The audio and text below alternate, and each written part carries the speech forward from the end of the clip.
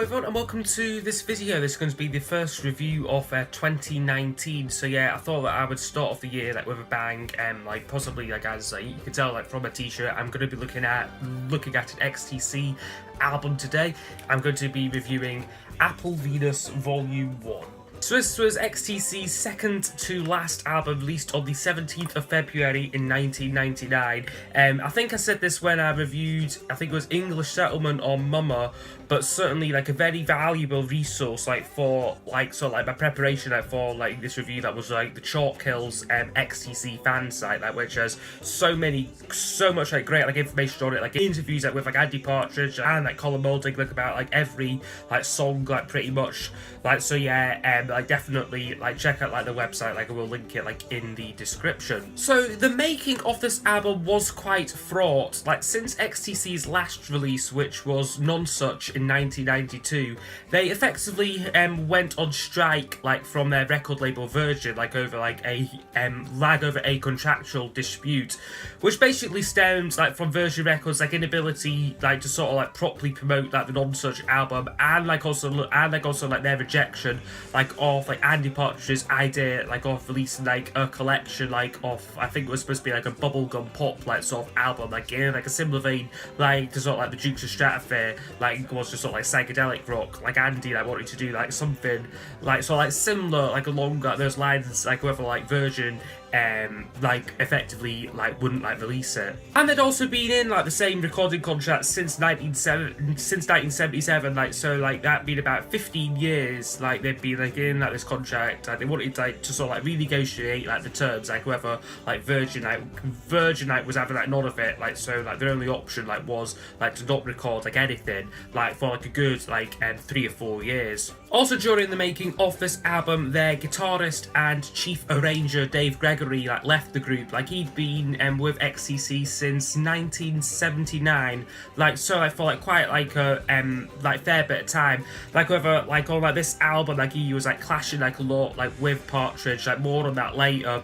And also Partridge himself was facing a lot of personal problems related to alcohol addiction, as well as a divorce from his wife. Further problems arose when actually trying to record the album. Initial sessions took place at the home studio of Squeeze's Chris Difford's home studio, and apparently he offered the services of the studio for free to XTC.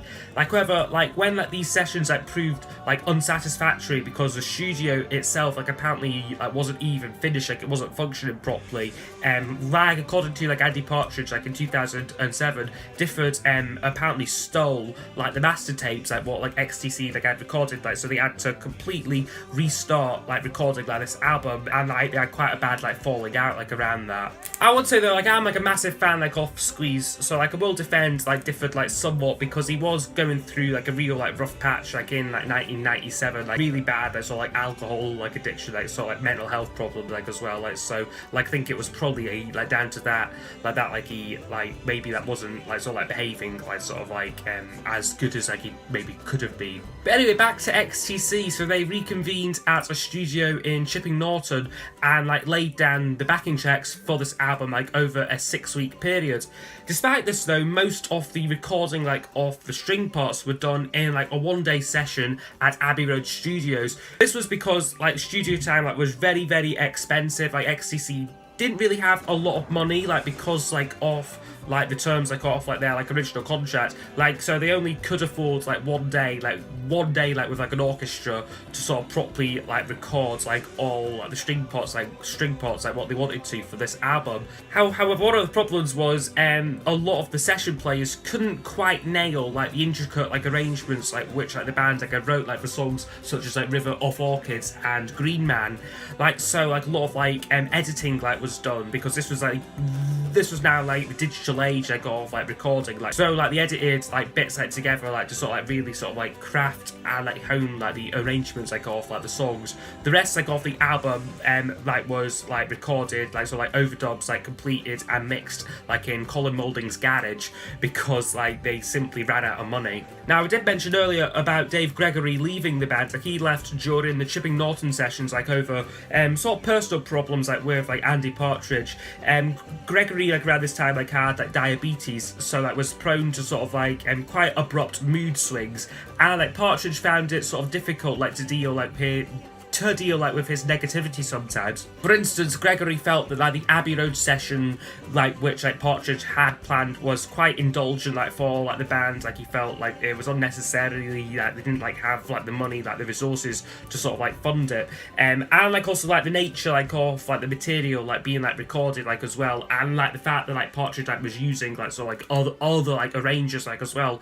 Like Gregory felt that like his like sort of like involvement like with like the band like was like sort of like slowly like being like minimized, like so like he like didn't feel like he had like much else to add. So from the onset, this was intended like as a more acoustic and string-based album. Originally though, it was intended like as a double record, like with like what would become like its follow-up album, Wasp Star. However, the cost like of distributing like a double vinyl set like was like too much like for like an independent company. Like I believe that they were on a label called Cooking Vinyl like around this time. Like so they suggested like splitting it up like into like two like distinct albums.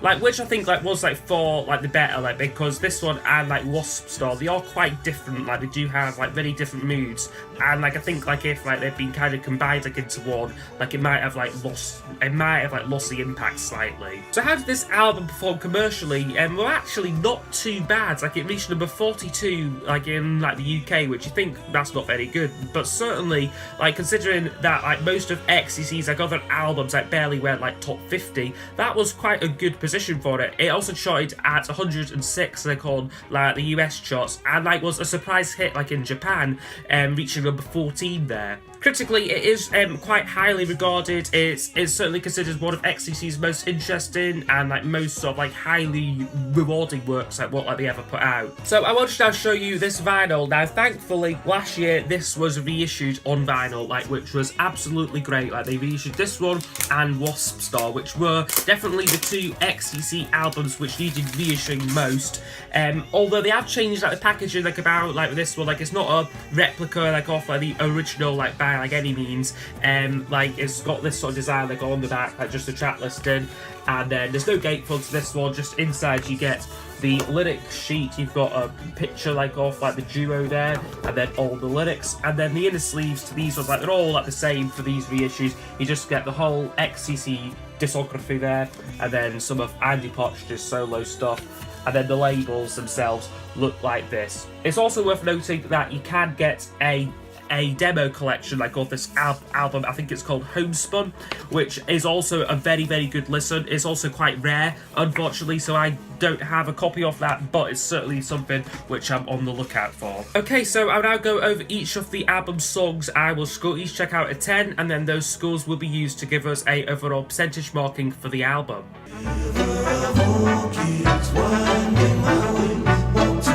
So things kick off with River of Orchids, which is a really intricate song. Partridge developed this one like on like a keyboard like sort of programmer like which he had.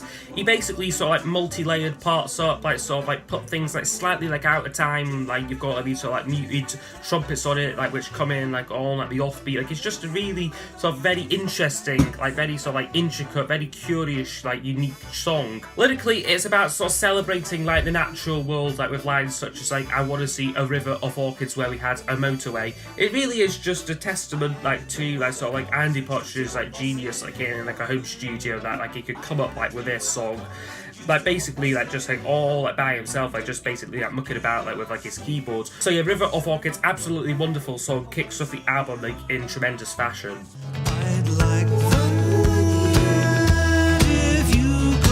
And then that goes into I'd Like That, which I think I've already said this, I think in like my top 10 XTC songs video, but this is a really great McCartney-esque song. Like it's probably one like the best sort of like Paul McCartney songs like which like McCartney like himself like didn't write. It's just sort of like a sort of very like acoustic, very pastoral like sort of like love song, like again but full of optimism, like at like starting like a new love like and like relationship. Like there's lines in it like about like sort of like fantasizing like about going cycling like down like this lane and like standing like in like the rain like with no coats on, and that it's just got again a great sound, just so catchy. Like he's just got a way like with coming up with just brilliant melodies like Andy Partridge. So yeah, I'd like that. Another classic, another 10 out of 10.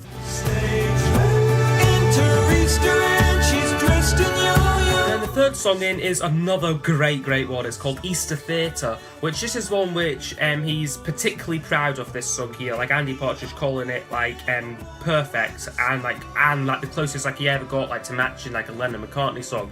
And I would say like he's absolutely right. This song is perfect.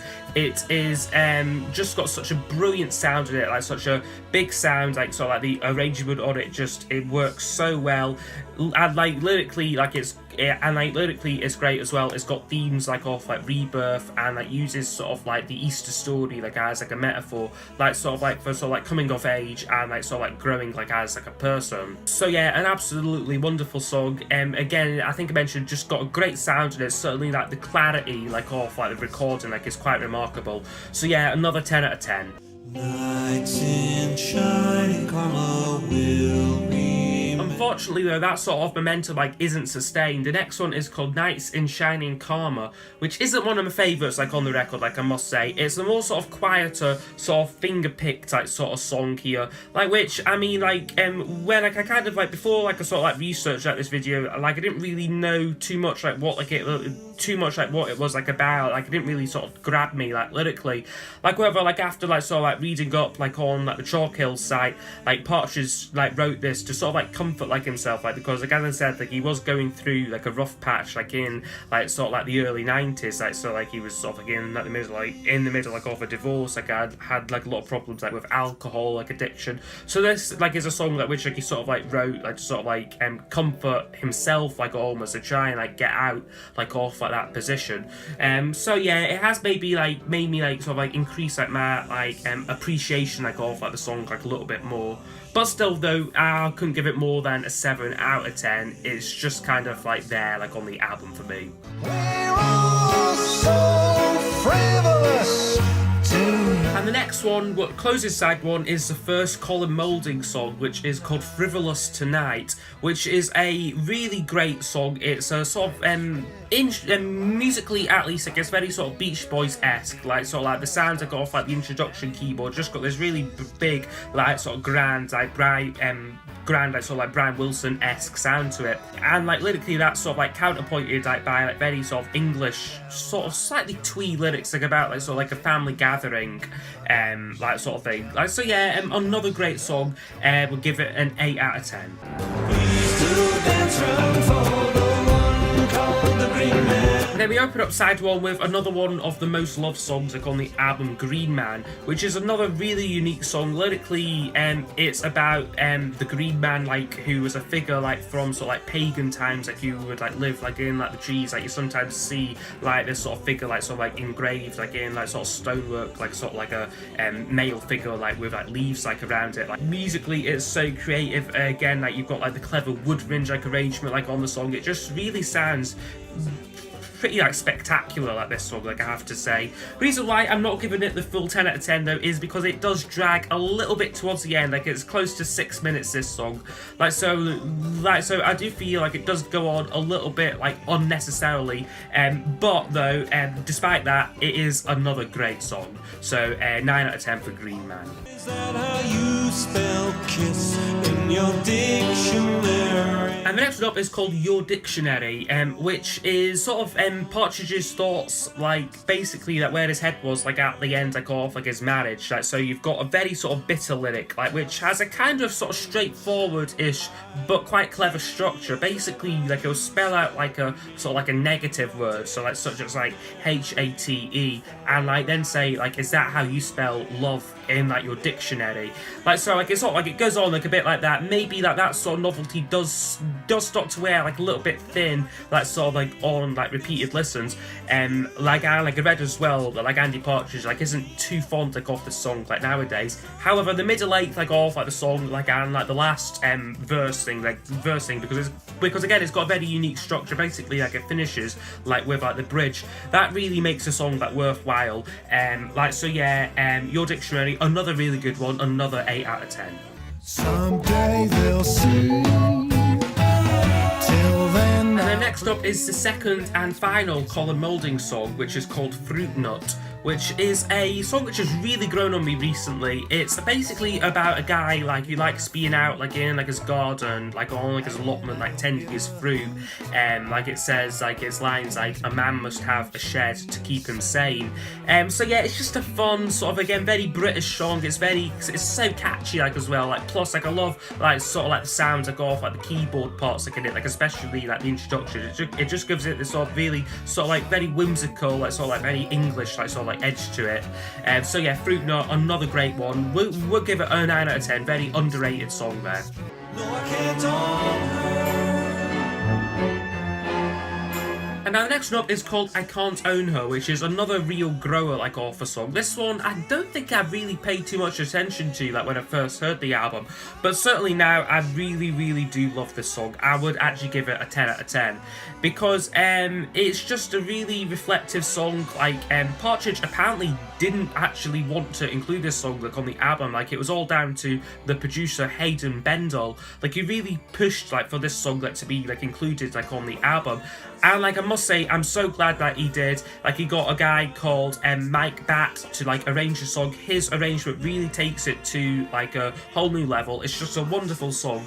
Just a little like aside as well, like I'm not sure like if anyone has ever sort of pointed this out before, but on the first verse especially, I think that Partridge sounds exactly like David Gilmour, like from Pink Floyd. Like I know that it's not a real sort of like significant point, like but like when I first heard it, I thought, wow, have they got Gilmour to do like a sort of like a guest vocal like appearance like or something, like but like obviously not. But yeah, just thought that like I would like mention that there because that's something like what really struck me like on first listen like of this song.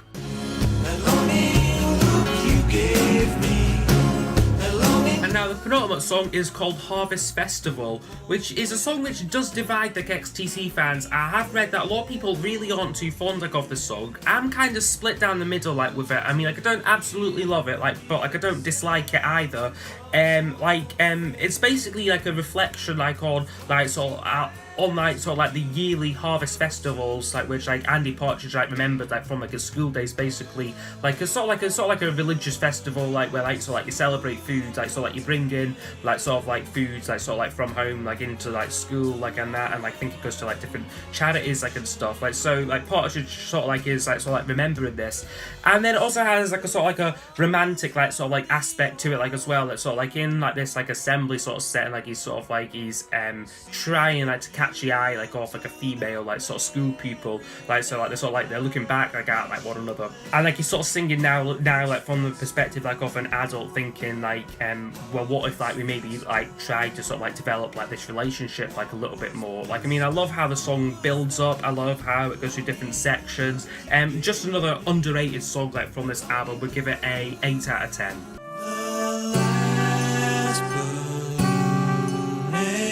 But then unfortunately we finish with a song which I'm not a massive fan of. It's called The Last Balloon, which for me is my least favourite track on the album and is probably like a skipper. Like if I'm ever listening to like XTC like on shuffle, like which like I like often do, this is one which like more often and not like I'll just like sort of like skip on. Like I don't really care too much about this song. Lyrically it seems to be about sort of like a group of people like climbing onto like this hot air balloon and like sort of like floating like away. Like the music sort of like mirrors that. It's got a sort of floaty feeling to it. However, it's just really subdued, it's just really quiet, and I must say it doesn't really go like anywhere. And the most interesting thing like I can really say like about this song, like what like I could find, was apparently the Non-Such album like was originally going to be called The Last Balloon. Like they had like a big like whole like sort of like cover like idea like about it, like whether like it got canned. However, Partridge quite liked the title, like so ended up writing like this song like around that title. But yeah, for me doesn't do much for me this song at all. Can only really give it a 6 out of 10. Okay, so overall this album would score 86%, so I would say this is an absolutely great record. It is among XTC's best, like whether, like then again, like I say that, and like it's very hard like to sort of like be like subjective like around like what's XTC's like best work, because everyone like has very different like opinions, like their whole careers be like pretty much so consistently great, like it's very hard like to be subjective and like say you like this is better than say Skylarking like or English Settlement, because all of their albums are great like in like one way way, like, or another. I think this one does start to lose steam a little bit, like after the first 3 10 out of 10 perfect songs. We do then get like 1 or 2 like sort of like slightly lesser songs, like Nights in Shining Karma and like The Last Balloon to Finish. Like your dictionary is like maybe like not quite up to like sort of like the same writing standard like as like Easter Theatre and I'd Like That. It is quite remarkable though that even despite having everything like against them like around this time, like they had no recording contract, their main guitarist like arranger like had like left, plus they had next to no money like to record this album. This actually turned out to be one of their like career highlights and definitely like an underappreciated classic. Another thing I just need to mention is it just sounds so timeless, this record. Like it really, I think this record like will continue to sound I won't quite say current, but certainly it's got a sort of timeless sound to it. Like it will sound great like in like 50 like or even like 100 years like to come. So yeah, that's been my review of XTC's wonderful Apple Venus Volume 1. So guys, I hope you have enjoyed this video, and I will see you all next time for the next one. Goodbye.